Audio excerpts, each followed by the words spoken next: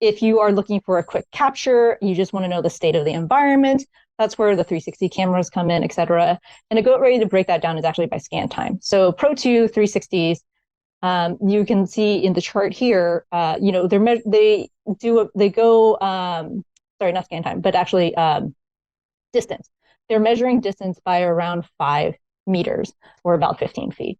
So if you're looking for something that is quick, but you want to balance out accuracy, quick could be 360 cameras, super quick, but you're getting much lower accuracy. If you want to do quick, but you need higher accuracy, then you can see from the number of comparison here, Pro 2 is a great answer.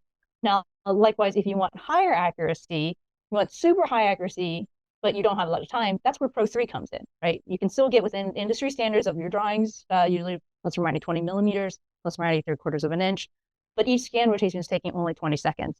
In comparison, if you want that 1/4 inch level of tolerance, which the Leica BLK gives you at 6 millimeters, that's fantastic. We support that. But then you're also looking at anywhere between 2 to 15 minutes if you're scanning indoors, if you're scanning outdoors, right? For the Pro 3, whether you're indoors or outdoors, it is under 20 seconds. So it's not necessarily a one and done answer, but it's really, you have to consider all the matrices of the vectors of which you're trying to figure out for your job and try to pair that with what is best for you, your time, your staff, and of course the end client.